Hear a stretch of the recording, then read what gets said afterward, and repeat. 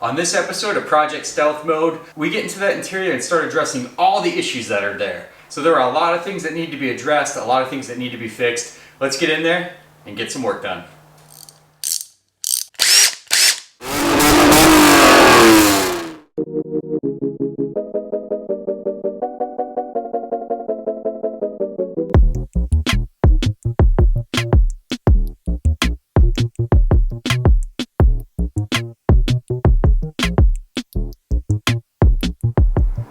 Welcome back to the Auto Obsessive Garage. Chadwick with you again for another installment of Project Stealth Mode. On this episode, you saw all the cleaning we did on the interior when we cleaned it up after we first got it, and you probably saw a lot of the existing issues. There's a ton of things we need to address to get this up to snuff. Cleaning alone just wasn't enough. We got to address the seats that are in rough condition, to say the least. We have to replace the non-functional HVAC controls and the screen, which do not turn on and don't function properly. We also want to put the stock radio back in it, get rid of that weird Bluetooth that doesn't even power up. And how about that $15 Harbor Freight boost gauge? That probably doesn't deserve to be in the car, so we'll get that out of there too. All that plus more on this episode. Let's climb into the interior and take care of business. Our next project will be removing the climate control system. And the reason we're doing this is the unit functions perfectly, but the screen has stopped working, which is a common issue with these. Now, there are some DIY things online with mixed reviews and mixed results. So rather than spend time doing that, I'm gonna send it to a shop. I'm a big DIY guy, you know that, but you gotta go to the pros sometimes. So to remove the unit, we need to remove the stereo. Now, this is an aftermarket one. Your stock one will need to come out as well. And the center vents. So we're gonna start off by removing those items to gain access to the retaining screws and mounting for this climate control unit. And then we'll remove that as a whole. There's a computer attached to the climate control unit that needs to come out as well. So we'll go ahead and pull all of that out. Let's get into it. Okay, first step is going to be removing your radio. The big deal is pulling out the trim. Looks like it's held in from both sides with a few screws. Phillips screws, just go ahead and remove those and pull the unit out. Like I said in an earlier video, I did disconnect all this already, as I'm going to be putting the stock unit back in. You will be disconnecting some items, so prepare for that. So you can see all the wiring nestled back in there. It looks like there's quite a bit of slicing and cutting there. Some homemade soldering I can see. Let's go ahead and next remove these vents.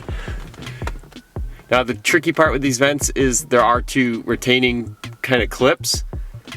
Okay, here we are at the clips. You're gonna use a flathead. You wanna use probably a flashlight or something to see in there, and you're gonna see two little clips you need to pop up. So you wanna go under.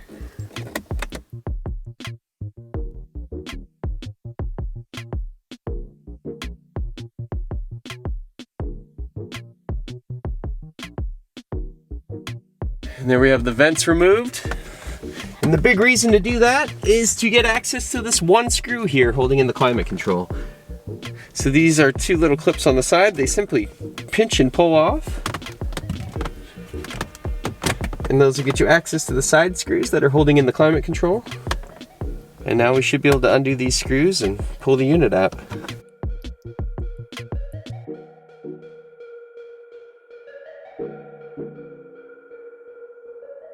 And the other two screws here are down below, straight back, so those are pretty tricky to get to. Have a magnetic tool handy. Now this black control unit, this little box here below, is coming out as well. So this has 4 screws, kind of hard to see. It's this black box that's kind of resting on. So you need to remove that as well. 4 screws, let's go ahead and pull that out. It might make removing this a lot easier.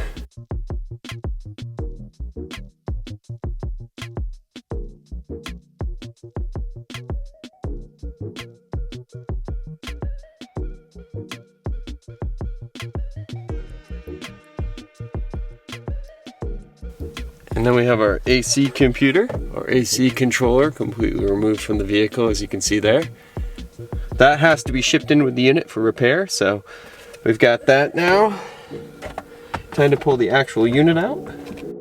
I'm gonna go ahead and tape and label these, because I don't trust myself when I put the stuff back together, everything starts to look the same. I like to make things as idiot-proof as possible, because I will test that. Whew, that took some work. And here we got the unit out. So this $15 Harbor Freight boost gauge needs to go. It's mounted right up here behind the steering wheel, so we'll have to unbolt it. Also, of course, it has an electrical source, so we'll have to follow this wire, which I've already done ahead of time, so I don't have to drag you guys through that process, but I will show you where it goes. It also has a vacuum reference, which is this little clear hose back here, which goes down through the firewall. We'll go ahead and source where that goes and get that all taken care of. Electrical comes down through here, and this is all apart anyway because we're doing the HVAC system and rebuilding all the shifter bushing, so it's cool we have this open. These are the 3 wires coming from there, and it's teed in back here. So what we're gonna do is find a point to cut, probably right about here, cap where we cut, push it back underneath so it's out of the way from the shifter area. That'll be pretty straightforward, pretty easy. Now the vacuum line, somewhere in the car here. And it's pretty easy because we're looking for a clear cable, and there's not a lot of these. You can see me holding it right here. It comes through the firewall down there. And then it looks like it keeps going. It tees in right here actually, so it's pretty easy to access. So you can see the T right there where it comes in. Now it looks like this is a stock vacuum line here. So I'm just gonna go ahead and pull the T, pull this, looks like an aftermarket vacuum line that goes into the intake manifold, and just reconnect. I will double check the vacuum diagrams. I'm pretty sure factory this hose right here goes into the intake manifold here, so there we have our 3 wires, so let's go ahead and clip those. Battery is disconnected, by the way. I'm a big fan of a shock as much as the next guy, but every once in a while I like to avoid them, so. What I am gonna do is cap each of those wires as they remain in there, just in case. Back to the boost gauge. Let's see if we can pull this out. Ah, there's our freshly snipped wires, perfect. Let's get down here and cap these wire ends off, and then we'll get under the hood again and pull those vacuum lines. Under the hood now to pull that vacuum line and get everything back to stock. So we're gonna pull the stock line first off of this little T-barb fitting here. Nice and easy. And now this looks pretty tight. Hopefully she comes off okay. Excellent, that's off. Okay, so that doesn't fit, so I'm gonna have to find another length of stock diameter hose to reconnect to that. So we gotta pull this T-barb off so we can pull this hose back to the firewall. Sometimes I gotta make the call. I'm not reusing this, so this will be a lot quicker. And boom. Let's go ahead and pull that vacuum line through the interior now. And here we go, we're starting to pull that vacuum line through. Don't be afraid, there's gonna be a little bit of resistance, but okay, that's a lot of resistance.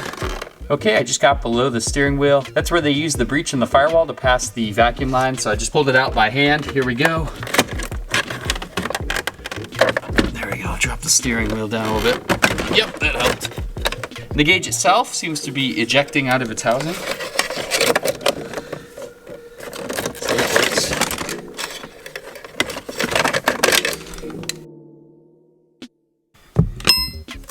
See ya. That is so much cleaner looking, ladies and gentlemen. We have beautiful gauges. We have a steering wheel. Back to that factory fresh in here. Goodbye, Harbor Freight $15 boost gauge. I'm gonna miss your Christmas tree colors. Under the hood, looking at these vacuum lines, you can see on the diagram here that the top one goes straight to the intake manifold. I have a length of exact diameter hose already cut, so let's go ahead and install that. Pretty straightforward here. Just go ahead and put it on the metal fitting here. We'll just loop it right down here onto the intake manifold. It's always good when it's a nice tight fit. And there we go, guys. Boy, that looks OEM fresh. Boost gauge eliminated. Let's go ahead and put the climate computer back into the Stealth. Now it's kind of like a game of Tetris. Grab your display first. Go ahead and hook that up. And the first thing I'm going to do is kind of just get it back into its spot. And it doesn't have to be in there perfectly, but we're going to go ahead and secure it just with that top screw. And the reason being is because we have to put the computer below it, but you can't actually put the computer in all the way and then try to squeeze this in. It won't work. So this is the way you do it. Actually, next up is going to be the climate computer controller. So it looks like this, pretty straightforward. It's got 3 plugs. You need to actually do those before you start plugging it in.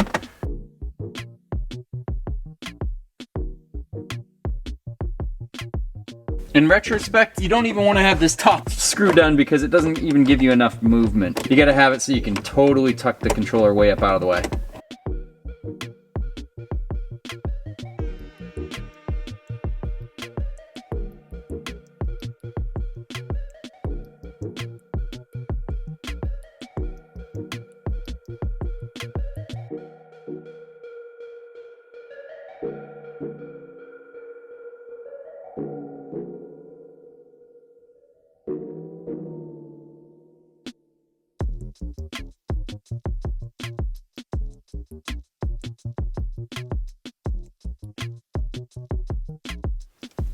Before we place the radio in, we can actually place this vent in that has the hazard button on it. There we go. We can actually slide these 2 little clips back in. They should just pop right into place.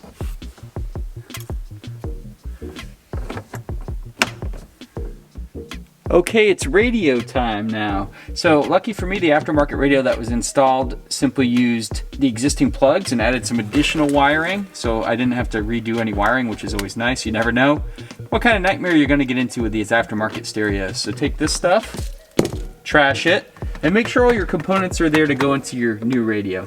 Now, if you're trying to source an original radio like I had to do, just a heads up, there's not many and they are pricey. So these are all the connectors you'll need. Just, again, make sure everything's there. And we want to go ahead and plug them all in. Now, my used radio I purchased, which is a working unit, has all the existing old plugs in there. So you want to go ahead and take all of this out and replace it with the new plugs. It is cool to see where everything goes. This helps a lot.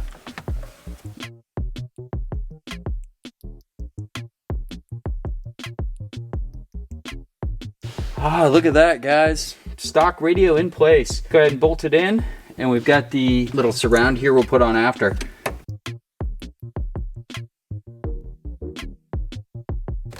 Yeah, we are looking factory fresh, ladies and gentlemen. Rate check. So I've got the power on so you can see that everything lights up like it should. And check this out. Oh, heck yeah. Climate control completely fixed. I've gone through all the features. Everything works great, different modes. Radio works. There we go, guys. So rad, so awesome. This is how I like to do my cars. Stepping into the 91 Dodge Stealth RT Twin Turbo, immediately you are greeted by seats that have not withstood the test of time. Both driver, unfortunately, and passenger, as you can see there. So these are not really patchable. In this kind of condition, you really can't come in here and fix this. There's some good amount of foam missing. So I'm gonna have them professionally redone at an upholstery shop. Since the original seats were beyond saving, I had to source a replacement set.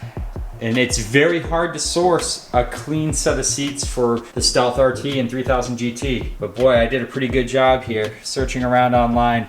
I got this complete set, driver and passenger, and you get the complete rear also. And these are in fantastic shape.